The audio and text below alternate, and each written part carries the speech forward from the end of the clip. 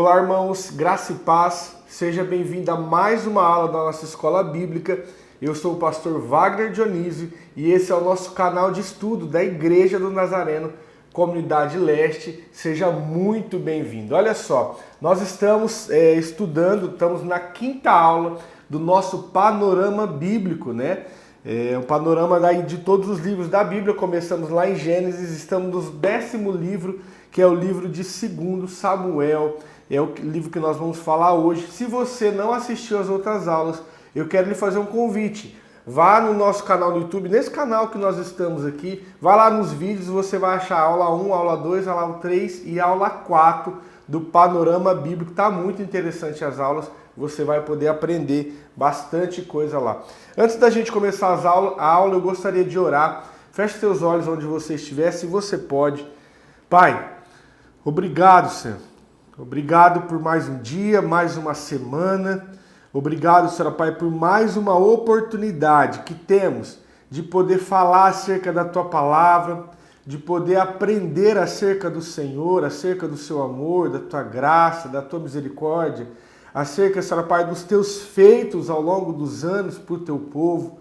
Pai, em nome de Jesus, abra nossa mente, abra o nosso entendimento, o nosso coração, para que esse ensino, para que esse estudo, Pai, possa cair, Senhor Pai, como a semente que caiu em terra fértil, em terra boa, que nós possamos entender a mensagem, que nós possamos entender, Pai, e adquirir conhecimento acerca da Tua palavra, em nome de Jesus.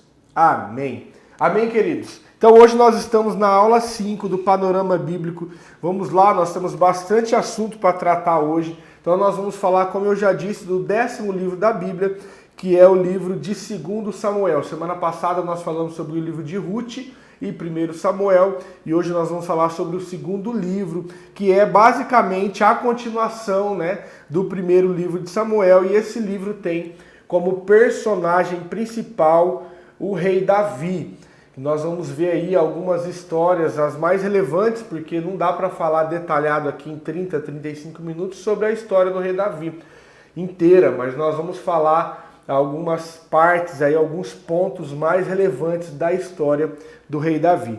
Beleza? Então tá. Então já no capítulo 1, né, no começo do capítulo 1, Davi toma conhecimento da morte do rei Saul. Nós terminamos o livro de 1 Samuel com a morte do rei Saul na batalha, ele e seu filho Jonas, e seus filhos, né? Entre ele e Jonas.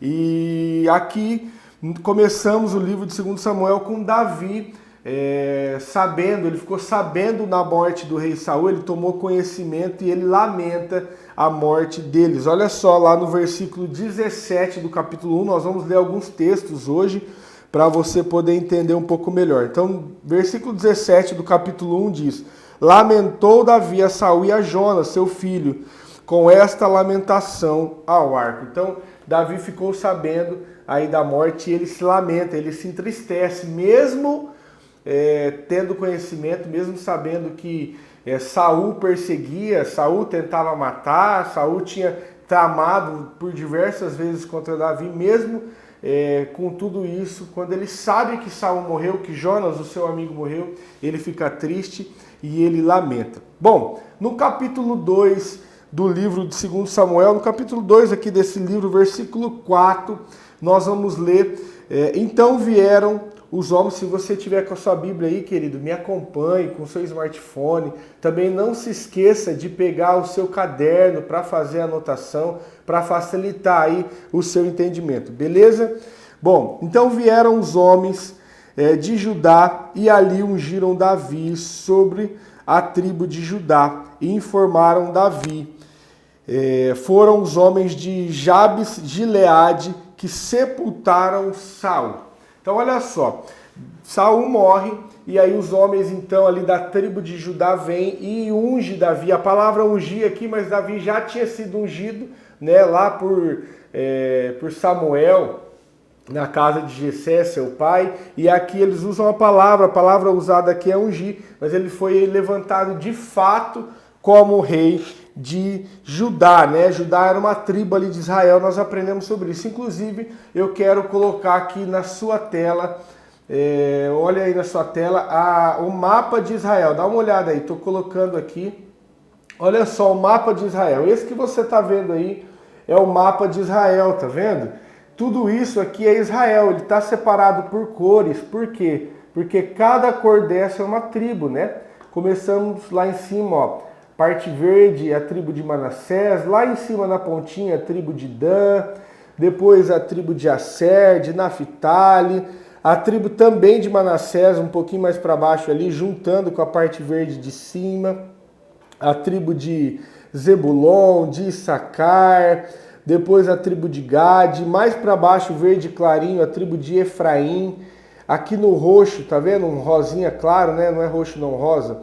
É a tribo de Dan, a tribo de Benjamim, um pouco mais ao lado aí a tribo de Rubem, no azul claro. E aí esse vermelho que você tá vendo?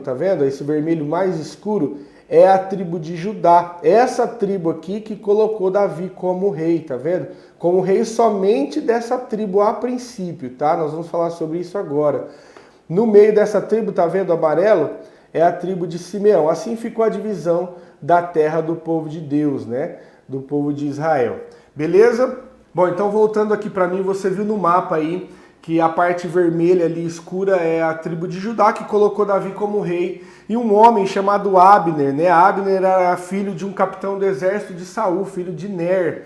Ele coloca Isbosete, que era filho de Saul ali, um descendente de Saul, como rei das outras tribos. Então Davi ficou sendo rei de Judá, da tribo de Judá, e as outras tribos tinham um rei rival ali, que era Isbosete. Isso está relatado no capítulo 2, versículo 8, diz assim: Abner, filho de Ner, capitão do exército de Saul, tomou Isbosete, filho de Saul, e o levou para Manaim, e constituiu rei sobre Gileade, sobre os Assuritas, sobre Jezreel, sobre Efraim, sobre Benjamim e todo o Israel. Então Davi ficou sendo rei de Judá e esse Isbosete ficou sendo rei das outras tribos, né? Isbosete, ele governou durante 2 anos apenas aquelas outras tribos. Passa algum tempo, Isbosete é assassinado, né? Então o povo das outras tribos vem para Davi e coloca Davi então como rei num reino unificado em Israel, e ele vira rei de todo Israel, então de toda a tribo ali, toda a nação de Israel. Isso está relatado no capítulo 5, versículo 1 e 2, que diz assim: todas as tribos de Israel, então lembrando que Isbosete, filho de Saul, foi assassinado, era morto.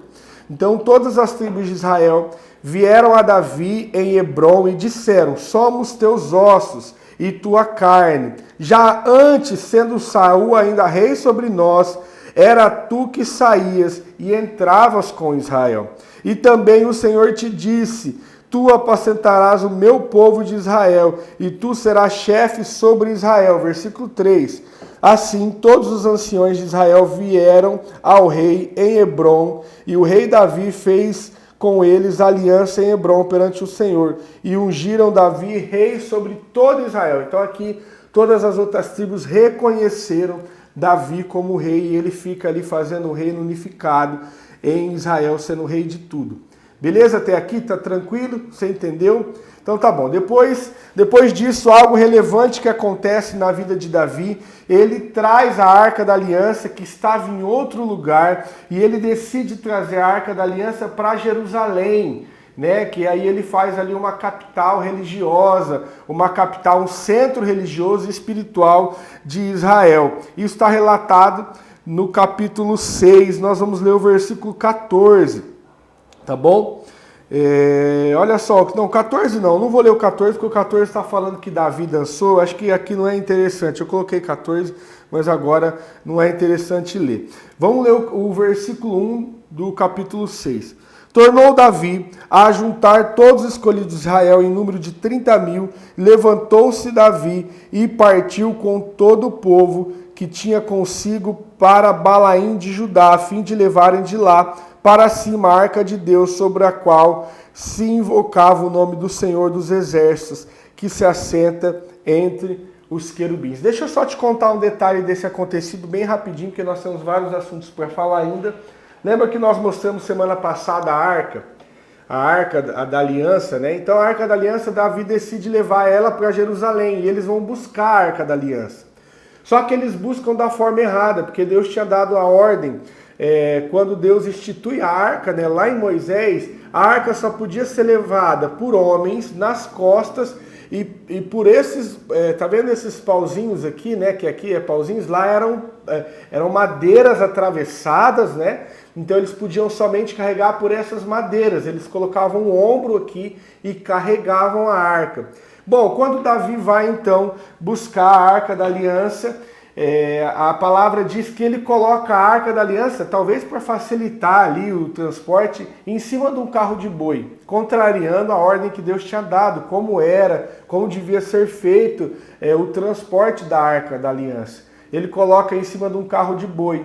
E aí, durante o trajeto ali de um lugar para o outro, os bois tropeçam, a Arca da Aliança vai escorregar, um dos homens que estavam ali coloca a mão na arca, aquilo que não podia, só podia ser colocada a mão nas madeiras que atravessavam, e aquele homem ali morre por conta da irreverência, com a forma que eles, a palavra é muito clara, né, nessa parte, por conta da irreverência, da maneira que eles carregaram a arca. Davi fica com medo, Davi então para de carregar a arca naquele momento, a arca vai para a casa de Obed-Edom, fica por ali 3 meses, Davi então decide, ele se arrepende do que ele tinha feito, da falta de reverência, da falta de entendimento daquilo que o Senhor tinha dito, né, cumprir aquilo que o Senhor tinha dito, e aí então ele vai, volta lá e pega a arca agora da maneira correta e traz para Israel.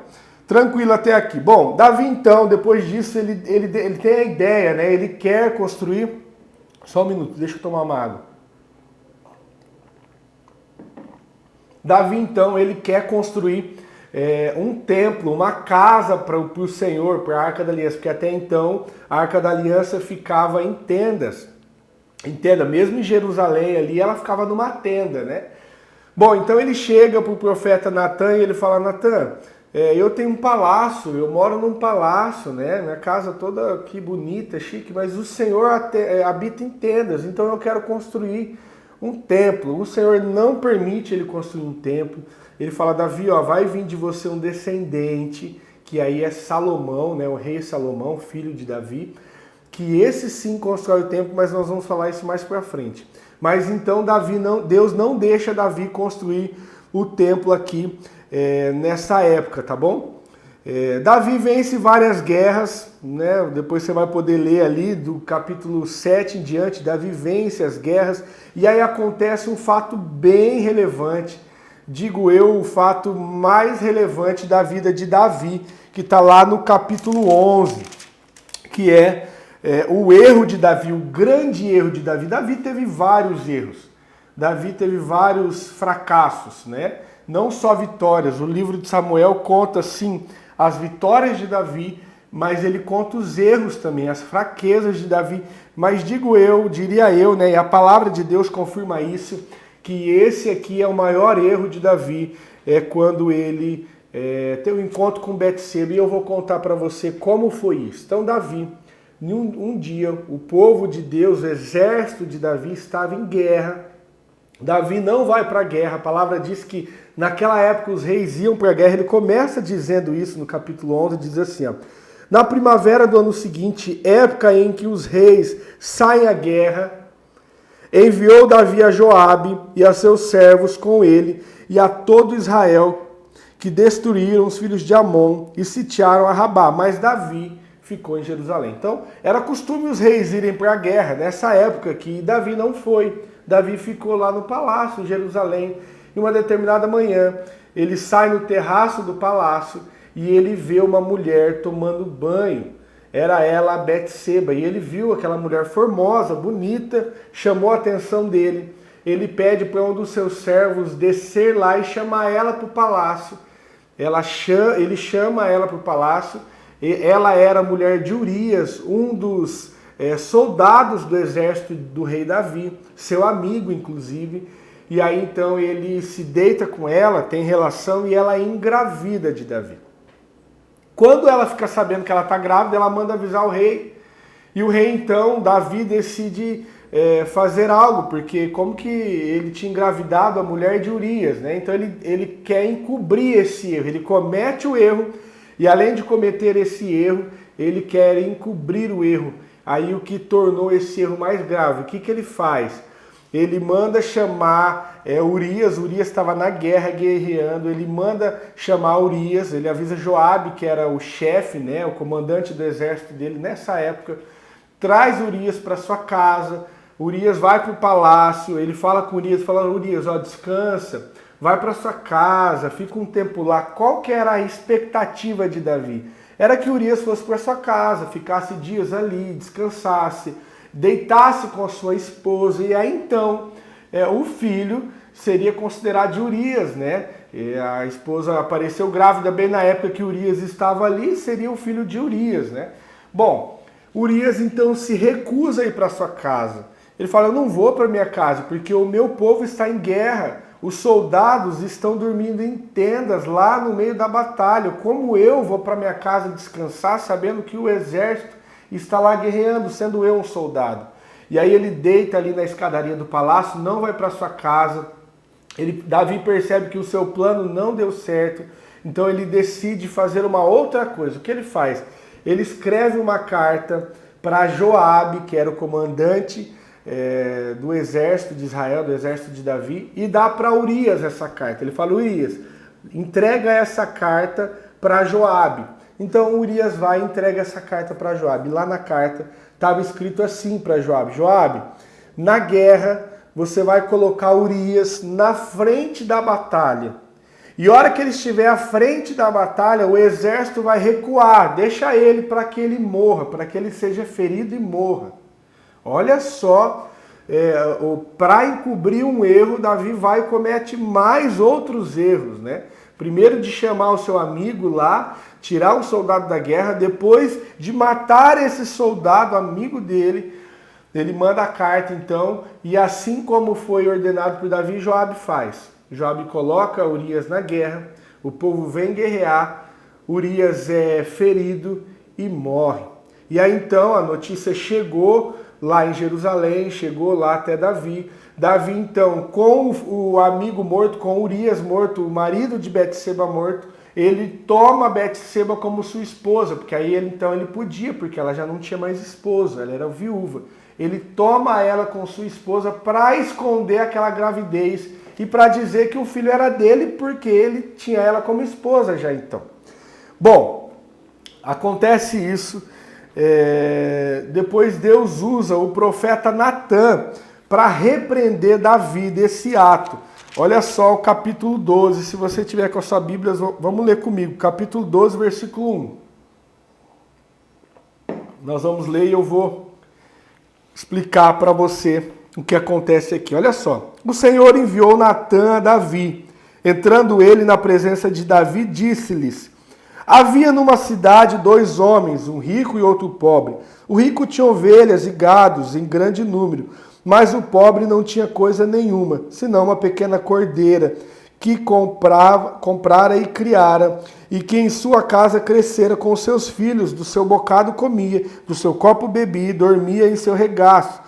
E ele tinha como filha. Chegando um viajante ao homem rico, não quis este tomar das suas ovelhas e do seu gado para dar de comer ao viajante que viera a ele. Em vez disso, tomou a cordeira do pobre e preparou para o homem que lhe havia chegado. Então o profeta Natã chega para Davi, como forma de repreender, ele conta uma história. Ele fala: Davi, olha só, havia 2 homens, um rico e um pobre. O rico tinha gados, tinha várias ovelhas, e o pobre tinha apenas uma cordeirinha, apenas uma ovelhinha.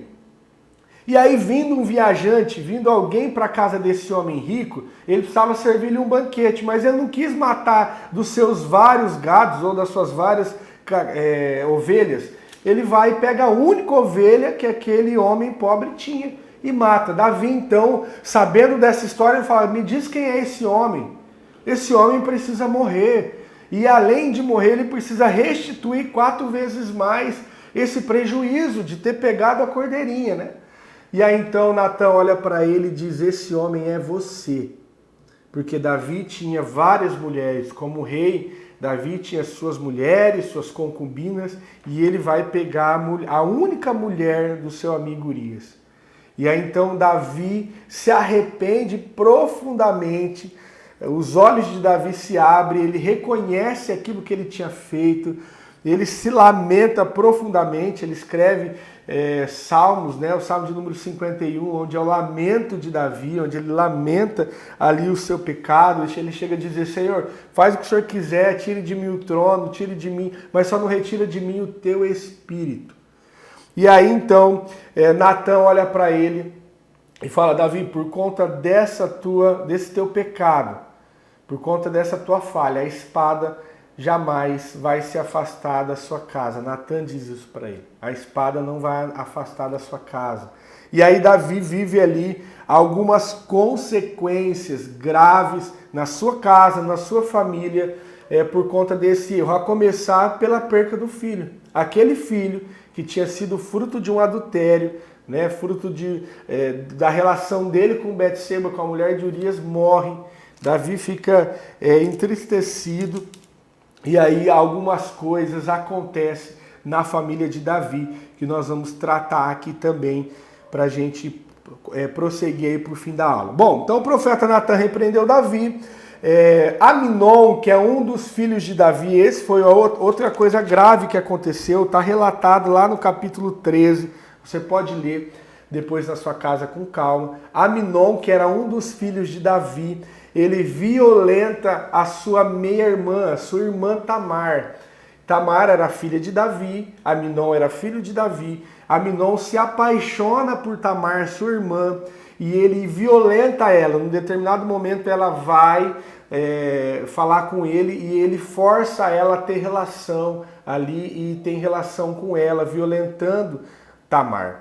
Bom, Davi ficou enfurecido por conta disso, mas mais enfurecido ficou Absalão, que era irmão de Tamar, irmão de mãe e pai de Tamar, porque o rei tinha várias mulheres, né? Então Aminon e Tamar eram irmãos de pai apenas, mas de mães diferentes. Já Absalão não, Absalão era filho da mãe e do pai de Tamar, que era Davi, e a mãe de Tamar de Absalão. Bom, então Absalão se revolta e aí Absalão começa a tramar a morte de Aminon, que era seu irmão também, mas revoltado com aquilo que tinha acontecido, né? Com aquela violência que Aminon fez contra Tamar, ele se revolta então e decide matar Aminon.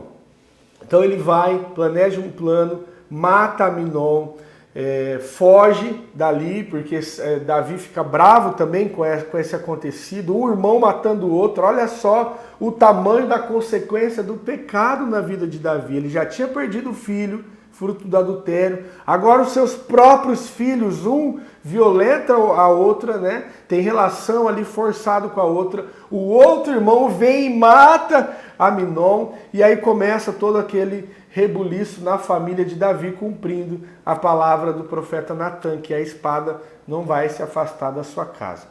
Bom, acontecido isso, Davi então passa um tempo, Davi perdoa ali Absalão, seu filho. Absalão volta para dentro do palácio ali, para dentro do reinado de Davi em Jerusalém, vive com Davi um tempo, só que Absalão, a palavra diz que ele tinha muito carisma, ele era um homem muito carismático, né? A palavra não diz essa palavra carisma, mas ela mostra com as atitudes de Absalão que ele fazia. Então ele começou a fazer a cabeça do povo de Israel. Ele tinha muito carisma, mas pouco ou quase nada de caráter. E aí ele começa então a fazer, a rir. A palavra aqui então diz que ele era um homem com muita beleza, não havia beleza naquela região como a de Absalão. Então era um homem formoso, né, de boa aparência, e ele usa tudo isso a seu favor e o seu carisma para poder cativar o povo, e ele faz a cabeça do povo. Bom, passa-se um tempo, Absalão trama um plano contra Davi. Olha só onde vai chegar a gravidade da consequência. Absalão, filho de Davi, trama um plano contra o próprio pai, ele se revela contra o pai. Isso está relatado lá no capítulo 13 também, a partir do versículo 23, né? Passado 2 anos inteiros, tendo Absalão tosqueadores em Baal-Azor, que está junto a Efraim, convidou todos os filhos do rei, foi Absalão até o rei. Então aí começa, depois você pode ler com calma na sua casa, que o nosso tempo não permite isso agora. Versículo 23 em diante. Absalão, então, junto com o povo, ele tinha feito a cabeça, dividido o povo de Israel ali, e ele vai contra o pai. Davi, o rei Davi foge, olha só a gravidade da coisa. O rei Davi foge de Jerusalém, sai do palácio, deixa as 10 concubinas ali, cuidando do palácio. Concubina eram as mulheres do rei, né? Não eram as mulheres casadas com ele, mas eram as mulheres que estavam ali servindo o rei. Bom, Absalão então entra no palácio, tem relação com as mulheres do pai, com essas concubinas no terraço, para que toda Israel visse, cumprindo-se uma parte da profecia, daquela sentença, né, que o profeta Natan tinha dado. Que quando o profeta Natan vai repreender Davi, ele fala que a espada não se apartaria da família de Davi, e ele fala: o que você fez em oculto, Deus fará agora no público, todo mundo verá. Então, aquela relação que ele tem com Betseba, depois o seu filho vai ter relação com as suas mulheres no terraço do palácio, para que a nação de Israel visse, para que Jerusalém visse aquilo, né? Então, Davi foge, o povo, os homens de Absalão vão guerrear contra Davi, vão guerrear contra os homens de Davi, porque Davi tinha também ali alguns guerreiros. Absalão guerreia contra os homens de Davi e morre. Absalão morre. Davi também lamenta a morte de Absalão e fica triste pela morte de Absalão, mesmo Absalão ter traído, ter dividido o trono, ter tido relação com suas mulheres, ter invadido o seu reino, ter feito Davi sair fugido de lá. Davi ainda se entristece com toda essa com esse acontecido do filho dele ter morrido. Bom, Davi então retorna para Jerusalém, volta para o palácio, governa sobre o povo todo, né? Já tinha acabado aquela divisão, porque Absalão tinha morrido. Algumas coisas acontecem, né? Ali no reinado de Davi, algumas outras coisas acontecem. Depois disso, que nós não vamos citar aqui por falta de tempo, mas as mais relevantes nós já citamos. Algumas coisas ainda acontecem, algumas tristezas, algumas crises internas de Davi, guerras, enfim, coisas acontecem cumprindo as consequências do pecado de Davi. Bom, o livro termina no capítulo de número 24 com algo também que eu quero falar. Nós estamos terminando o nosso tempo, mas dá tempo de falar isso aqui. Davi, ele decide então levantar um censo. Porque o que estava acontecendo? Davi estava ganhando as guerras. Deus era com eles. Deus era com Davi e com o povo de Israel. Mesmo Davi cometendo todas essas falhas que ele cometeu, Davi ele era um homem que tinha um coração quebrantado. Davi era um homem que reconhecia os seus erros e não culpava terceiros. Ele não falava: foi culpa do meu filho, olha, foi culpa da mulher que eu me deitei. Não. Ele assumia a culpa. Ele chegava diante do Senhor, ele se quebrantava, ele se arrependia, um arrependimento verdadeiro, e o Senhor era com ele. O Senhor perdoava, a consequência ainda existia, porque a consequência do pecado permanecia. Porém, Deus fortalecia a alma dele, trazia paz para aquele reino.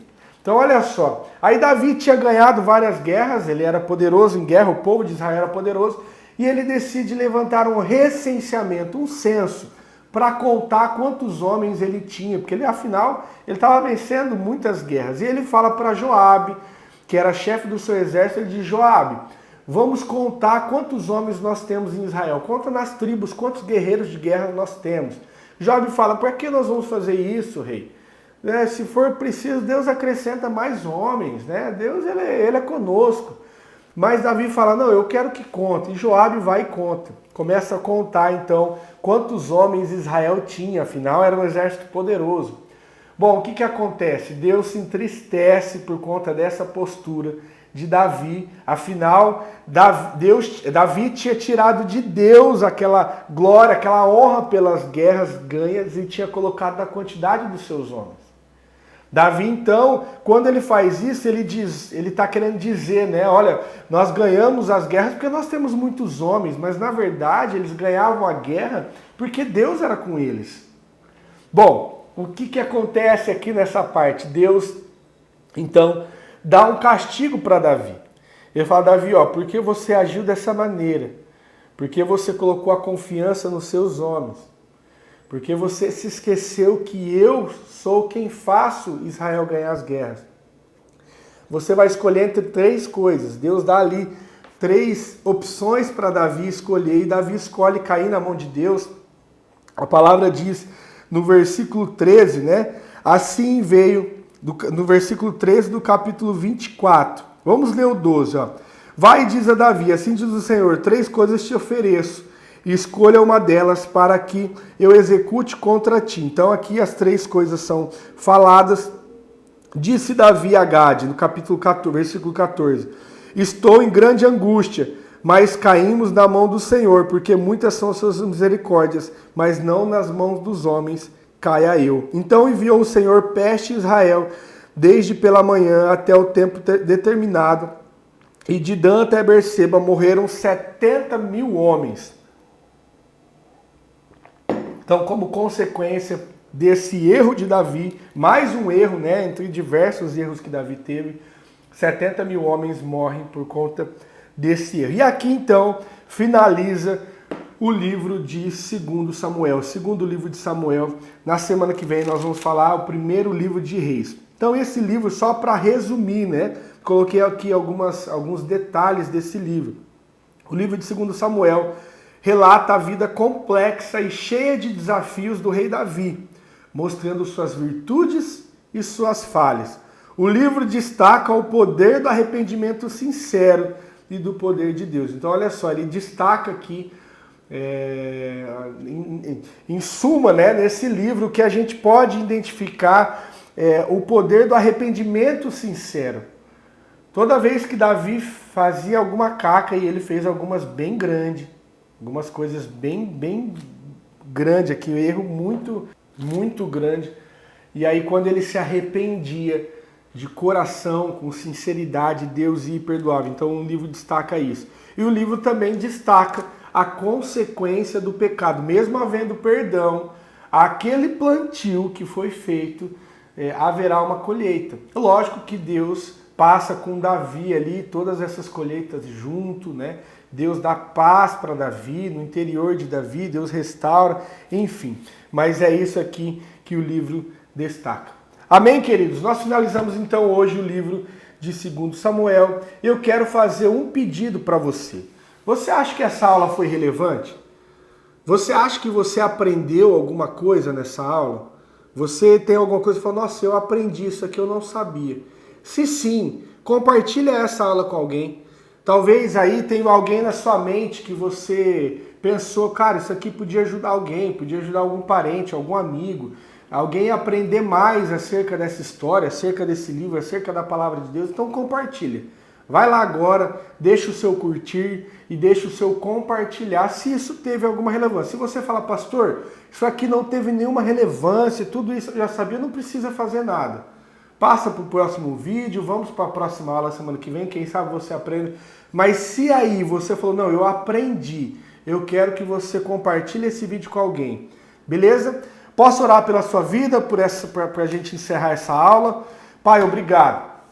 Obrigado, Senhor Pai, por essa aula, obrigado por esse ensinamento, obrigado por o Senhor nos ter deixado, Senhor Pai, histórias de homens do Senhor, homens de Deus, para que nós hoje pudéssemos aprender com eles, pudéssemos entender as suas histórias e ver, Senhor Pai, como o Senhor se manifestou, e entender, Senhor Pai, como o Senhor agiu em determinada situação e assim trazer para a nossa vida nos dias de hoje. Obrigado por isso.